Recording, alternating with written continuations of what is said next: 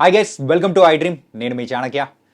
మోకాళ్ళ నొప్పులు వస్తున్నాయంటే ఖచ్చితంగా మధ్యలో ఉన్న జిగురు తగ్గిపోయింది. సో వాటికి ఇంజెక్షన్స్ తీసుకుంటే మంచిది. అసలు ఎలాంటి స్టేజ్లో మనం ఇంజెక్షన్స్ తీసుకుంటే మంచిది అంటారు? ఇలాంటి డౌట్స్ అనేది కూడా మన మైండ్లో మెదులుతున్నాయి కదా. వీటన్నిటికీ పర్ఫెక్ట్ సలహాలు ఇవ్వడానికి ఇప్పుడు మనతో పాటు కూడా ఉన్నారు ఆర్థోపెడిక్ సర్జన్ మరి కేజే రెడ్డి గారు. మరి ఆయన్ని అడిగి తెలుసుకున్నాం. Hi sir. హాయ్ సార్, యూజువల్గా అయితే ప్రజెంట్ ఇప్పుడు కాళ్ళ నీస్లలో ఆ జిగురు ఏదైతే ఉందో తగ్గిపోయిందంటే సో ఇంజెక్షన్స్ తీసుకుంటే వచ్చేస్తుంది. సో అవన్నీ అంటూ ఉన్నారు. అసలు ఏ స్టేజ్లో ఉన్నప్పుడు ఈ ఇంజెక్షన్స్ తీసుకోవాలి, ఎన్ని రకాలుగా ఈ ఇంజెక్షన్స్ అనేది కూడా ఉంటాయి? అంటే ఆస్టియో ఆర్థరైటిస్ అంటే ఈ గుజ్జు అనేది జిగురు అన్నారు కదా, గుజ్జు ఉంటుంది. నార్మల్ వాళ్ళకు స్మూత్గా ఉంటుంది రెండు వైపులా. యా, ఎవరికైతే అరిగిపోయిందో ఈ ఒక ప్లేస్లో గుజ్జు ఇదా అరిగిపోతుంటుంది. ఈ ఆస్టియో ఆర్థరైటిస్ అనేది 4 స్టేజెస్ ఉంటుంది. Stage 1 to 4. Okay, 1 to 4 severity increase అవుతుంది. అయితే ఈ రోజు రేపుల్లో మీరు చూసింటారు ఇంజెక్షన్స్ అని చాలా అడ్వర్టైజ్మెంట్స్ వస్తున్నాయి. కొంతవరకు మిస్లీడింగ్ అడ్వర్టైజ్మెంట్ వస్తుంది. అంటే అది మ్యాజికల్ అన్నట్టు చేస్తూ ఉన్నారు. అది నిజం కాదు. ఓకే. సో ఈ స్టేజ్ 1, 2లో ఇంజెక్షన్స్ పనిచేస్తాయి. ఇంజెక్షన్స్ 2 టైప్స్ ఉంటాయి. ఒకటి గుజ్జు ఇంజెక్షన్స్ అంటాం, హైలురానిక్ యాసిడ్.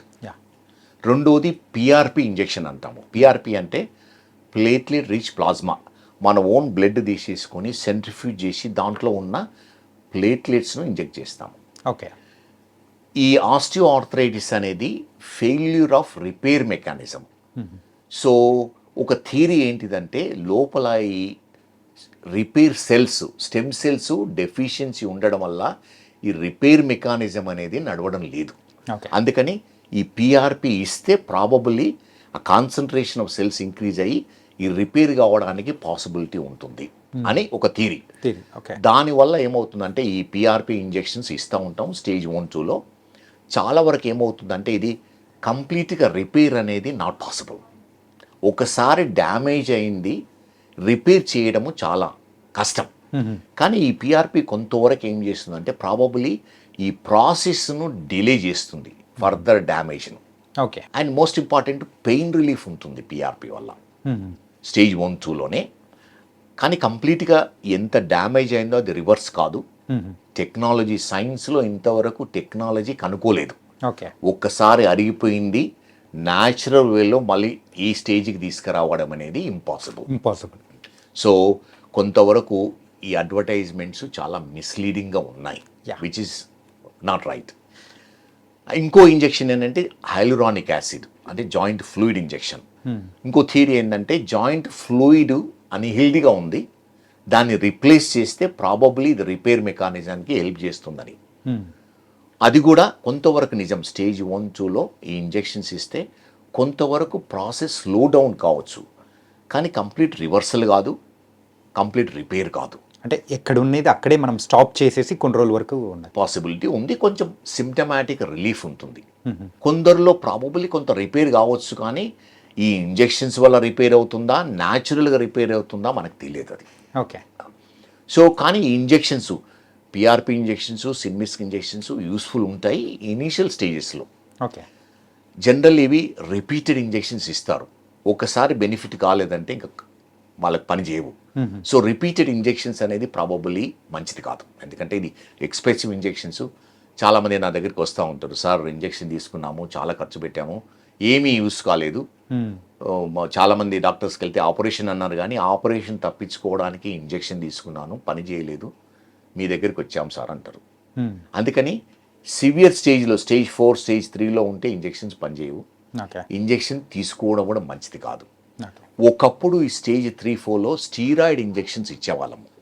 నేను ఉస్మానియా మెడికల్ కాలేజ్ చదివినప్పుడు నీ రీప్లేస్మెంట్ ఉండేది కాదు 1980లో. ఓకే. అప్పుడు రొటీన్గా ఏం చేసేవాళ్ళమంటే స్టీరాయిడ్స్ జాయింట్స్లో ఇచ్చేవాళ్ళము. ఆ స్టీరాయిడ్స్ ఇప్పుడు ఇవ్వడం లేదు, ఎందుకంటే స్టీరాయిడ్స్ జాయింట్ డ్యామేజ్ చేస్తుంటుంది. స్టీరాయిడ్ ఇవ్వడం వల్ల ఏమవుతుందంటే లోపల ఉన్న నర్వ్ ఎండింగ్స్ను ఏవైతే పెయిన్ చేస్తున్నావో ఆ నర్వ్ ఎండింగ్స్ డ్యామేజ్ చేసి నొప్పి తగ్గిస్తుంది, కానీ జాయింట్ను డ్యామేజ్ చేస్తుంది. ఓకే. సో ఎవరికైతే నీ రీప్లేస్మెంట్ అవసరం ఉందో ఒక్కొక్కసారి ప్రాబబ్లీ ఆ రీప్లేస్మెంట్ చేయడానికి వీలు కాదు, ఇన్ఫెక్షన్ రావడానికి ఉంటుంది. అందుకని ఈ మేజర్ జాయింట్లో మేము జనరల్లీ స్టీరాయిడ్స్ ఇవ్వడం లేదు. ఓకే. అందుకని స్టీరాయిడ్స్ ఇప్పించకూడదు. కానీ పిఆర్పి సిన్మిస్క్ అంటే ఇది సైనోవిల్ ఫ్లూయిడ్ ఇంజెక్షన్స్ ఇనీషియల్ స్టేజ్లో ఒక ఇంజెక్షన్ చేసిన తర్వాత మనకు 6 వీక్స్ 2 మంత్స్లో తెలుస్తుంది దాని బెనిఫిట్ ఉందంటే. బెనిఫిట్ ఉన్న వాళ్ళకు ప్రాబబ్లీ 6 మంత్స్ 1 ఇయర్ 2 ఇయర్స్ వరకు రిలీఫ్ ఉంటుంది ఓకే. కొంతవరకు. సో ఆ 2 ఇయర్స్ తర్వాత మళ్ళీ రిపీట్ చేయడానికి వీలవుతుంది. కానీ ఫైనల్ అల్టిమేట్ ఆన్సర్ అంటే ఇంకా రిప్లేస్మెంట్ అవసరం ఉంటుంది చాలా వరకు. మీరు చెప్పినట్టు ఫస్ట్ 1-2 స్టేజెస్లో ఉన్నప్పుడు ఇంజెక్షన్స్ తీసుకున్నామంటే పనిచేస్తాయి అంటున్నారు.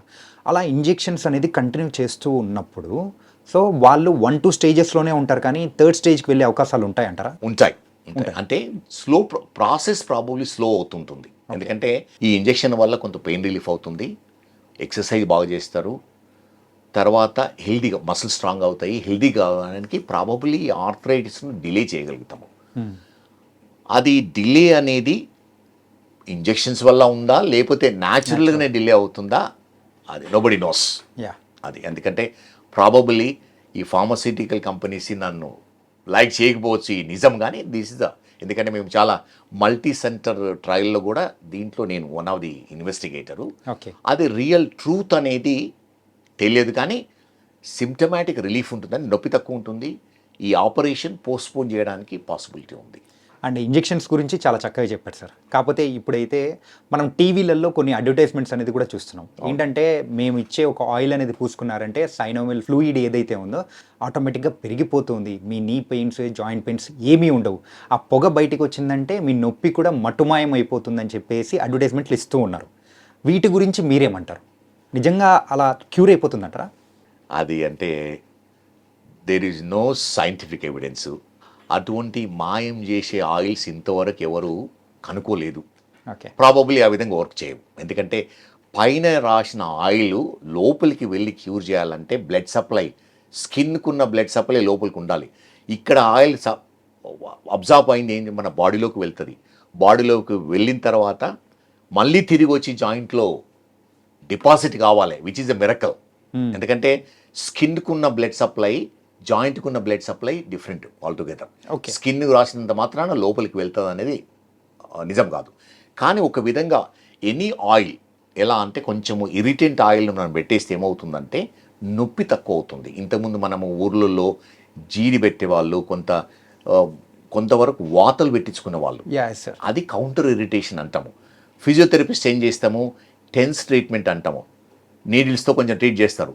అది ఏమవుతుందంటే ఈ పెయిన్ ఉండే నర్వ్ ఎండింగ్స్ డిస్ట్రాక్ట్ అవుతాయి బయట పెట్టడం వల్ల, నొప్పి కొంతవరకు ఇంటెన్సిటీ తక్కువ అవుతుంది. కానీ లోపల ఉన్న ఆర్థరైటిస్ మాత్రం డిసపియర్ కాదు. అది నిజం కాదు, అది పచ్చి అబద్ధం. ఓకే. ఎందుకంటే అలాంటి అడ్వర్టైజ్మెంట్ చూసేటప్పుడు సైనోవిల్ ఫ్లూయిడ్ అది ఇంజెక్షన్స్ ద్వారా వస్తుందంటే ఓకే అని అనుకోవచ్చు, కానీ లోపలికి వెళ్ళి దాన్ని కూడా రిపేర్ చేస్తుంది అని అంటే కొంచెం నమ్మబుద్ధి కాలేదు. అందుకే యాజ్ ఏ ఆర్థోపెడిక్ సర్జన్గా మిమ్మల్ని అడగాలి. అది నిజం కాదు, కానీ కౌంటర్ ఇరిటేషన్గా ప్రాబబ్లీ పని చేయడానికి వీలవుతుంది. ఎందుకంటే ఇది డిస్ట్రాక్ట్ అవుతుంది. ఫిజియోథెరపీలో వన్ ఆఫ్ ది మెకానిజమ్స్ చేస్తూ ఉంటారు, కానీ లోపల ఉన్న కండిషన్ క్యూర్ అనేది నిజం కాదు. అండ్ ఓన్లీ మన నీ పెయిన్స్ అనే కాకుండా వేరే జాయింట్ పెయిన్స్ దగ్గర కూడా సేమ్ ఇలాంటి ప్రాసెస్ ఉంటుందంటారా? అక్కడ పని చేయదు. మనం ఎలా అంటే మనము లోకల్ అనాల్జెసిక్ క్రీమ్స్ ఉంటాయి. సార్, ఎక్కడ నొప్పి ఉంటే ఆయింట్మెంట్ రాస్తాము. ఆ ఆయిల్లో ప్రాబబుల్లీ నేను ఎప్పుడు యూజ్ చేయలేదు, కానీ ప్రాబబుల్లీ ది అనాల్జెసిక్ ఆయిల్ అంటే టెంపరీ ప్రాబబుల్లీ 1/2 అవర్ 1 అవర్ పనిచేస్తుంది లోకల్ అనెస్థెటిక్గా, అంతేగాని లోపల ఉన్న కండిషన్ క్యూర్ చేయడానికి లేదు. Okay, nice sir. ఏంటంటే అందరూ అడ్వర్టైజ్మెంట్స్ చూసేసి మరి వాటి వైపు కూడా వెళ్ళిపోయే అవకాశాలు కూడా బోల్డెన్ ఉన్నాయి, కాబట్టి వాళ్ళని కూడా మంచి దారిలోకి తీసుకెళ్ళడానికి మీరు ఇచ్చిన సలహాలు చాలా బాగా ఉపయోగపడతాయి. So thank you so much sir. Thank you. So guys, మరి మొత్తం మీద చూసాం కదా. సో ఇంజెక్షన్స్ కానీ లేకపోతే ఆయిల్స్ కానీ ఇలాంటి వాటి వల్ల సో కొంచెం వరకు అయితే మనము వాటిని ఆపచ్చు, కానీ సో పర్మనెంట్ సొల్యూషన్ అయితే ఇవ్వవు అని చెప్పేసి ఇక్కడ డాక్టర్ కేజే రెడ్డి గారు చాలా చక్కగా వివరించారు. సో మరో ఇంటర్వ్యూతో మళ్ళీ కలుద్దాం. అంతవరకు take care. This is your Chanakya.